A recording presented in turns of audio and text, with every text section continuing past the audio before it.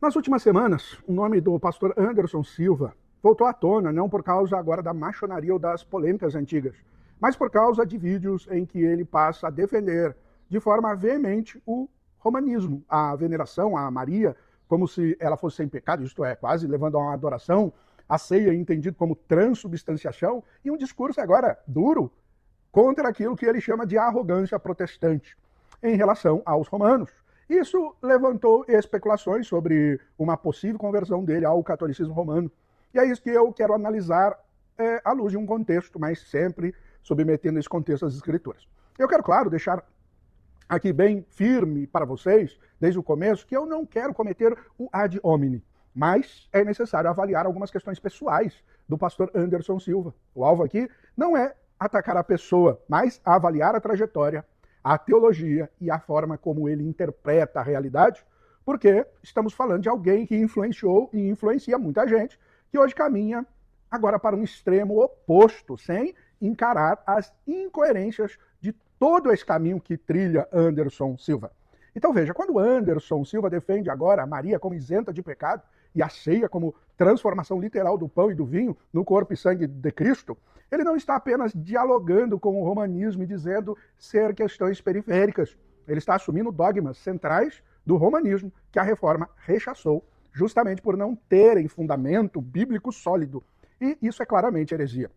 E sobre a ceia, também eu não creio, nem que seja apenas um memorial frio, como ele mesmo está dizendo, e Zwingli o ensinou, e também não acredito na presença física material de Cristo com o pão, como na teologia luterana, e muito menos na transubstanciação, que é uma heresia. E agora Anderson, passou a defender muito mais a partir da experiência e talvez de uma crise pessoal do que de uma exegese bíblica. A visão que eu defendo sobre a ceia, que é a visão calvinista reformada, é que Cristo está real e verdadeiramente presente, mas espiritualmente, pela ação do Espírito Santo, alimentando a fé dos eleitos, sem que os elementos deixem de ser pão e vinho. Não é só um símbolo vazio, mas também não é um ritual mágico. Para falar do que, então, Anderson está defendendo hoje, eu preciso tocar ainda, mesmo que de forma genérica, nas polêmicas do passado. Ele ficou conhecido por uma teologia de guerra, marcada por declarações violentas na política, um tom frequentemente inflamado, construção de uma identidade masculina agressiva. E eu não estou aqui para ser o juiz do coração dele, mas para mostrar um padrão. Anderson nunca soube lidar com o conflito com as armas espirituais. Ele sempre funcionou nos extremos. E é aqui que entra uma chave importante. A forma como ele lê o mundo parece muito mais guiada por uma dialética histórica hegeliana do que pela fé apostólica. Hegel dizia que a história avança por tese, antítese e síntese. Um extremo se levanta, gera o seu contrário. E os dois entram em choque e dessa tensão nasce um outro momento, uma síntese, que vira a nova afirmação do momento. Quem vive assim está sempre reagindo ao momento, surfando o fluxo da história, sem se firmar na revelação de Deus. E Anderson Silva vai de um extremo ao outro porque não está ancorado na fé. Uma vez por todas, entrega aos santos. Mas em um movimento histórico, isso se conecta com o que os alemães chamam de Zeitgeist, o espírito do tempo. Aquela atmosfera cultural invisível que molda o que parece normal, aceitável ou bonito em cada época.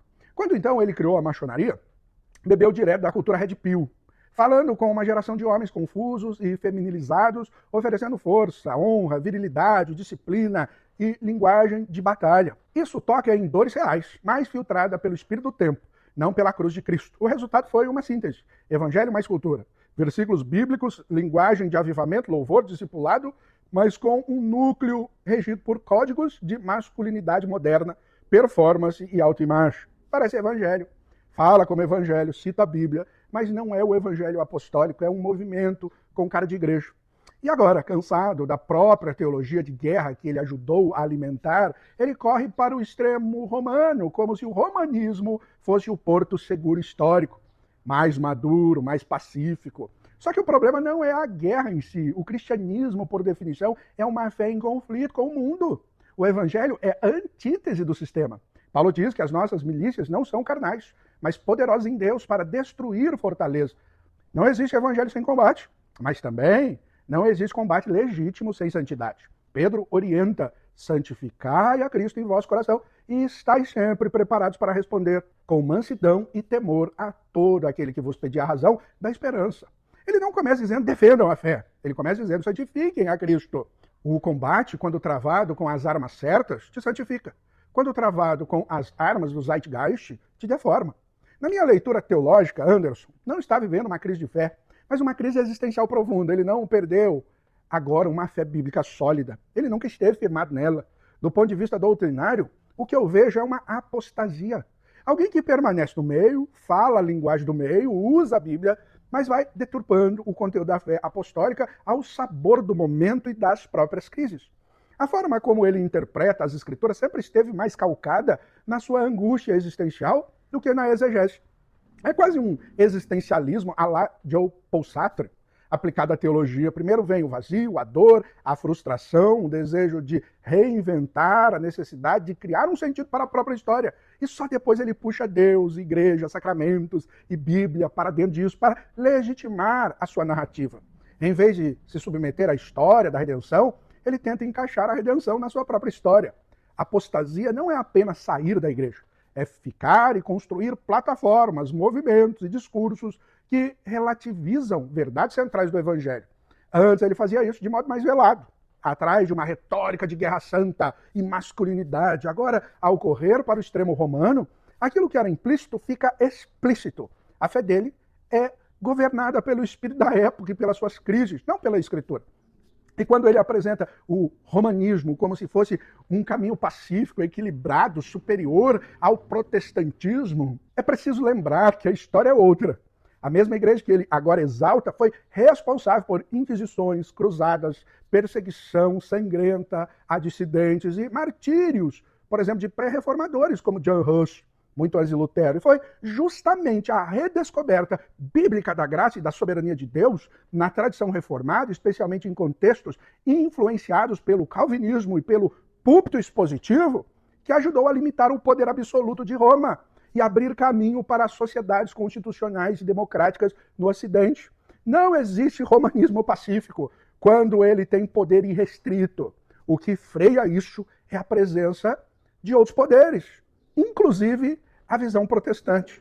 Então o ponto central não é Maria, não é só a ceia, não é se ele vai ou não vai formalizar a entrada no catolicismo romano. A questão é qual é a autoridade final. É a Escritura ou é a corrente da história e das crises existenciais de um líder? Eu até entendo quando uma pessoa de forma progressiva aprofunda sua compreensão de fé, como na própria teologia bíblica, em que Deus vai se revelando progressivamente, conduzindo o seu povo à maturidade. Mas o caso do Anderson não é amadurecimento progressivo na palavra, é um pêndulo de extremos entre tese, antítese e síntese, movido pela sua crise interna e pelo Zeitgeist, não pelo fundamento bíblico. No fim, a pergunta é simples e decisiva. É o evangelho apostólico centrado em Cristo, na cruz, na graça soberana de Deus, ou é uma síntese entre evangelho e cultura que produz um produto religioso com cheiro de piedade, mas sem poder para salvar? Eu estou aqui para dizer com firmeza e calma que quando um líder oscila de um extremo ao outro, guiado pelo espírito do tempo e não pela palavra, isso não revela fragilidade do evangelho, revela o vazio do coração dele, Anderson Silva. E a minha oração é que você não se deixe levar por essa dança de extremos, mas firme os pés na cruz de Cristo, na ceia como comunhão real com o Senhor pela fé, e na fé que se sustenta não pela aprovação de Roma ou do Anderson Silva, ou da cultura, mas unicamente pela palavra de Deus.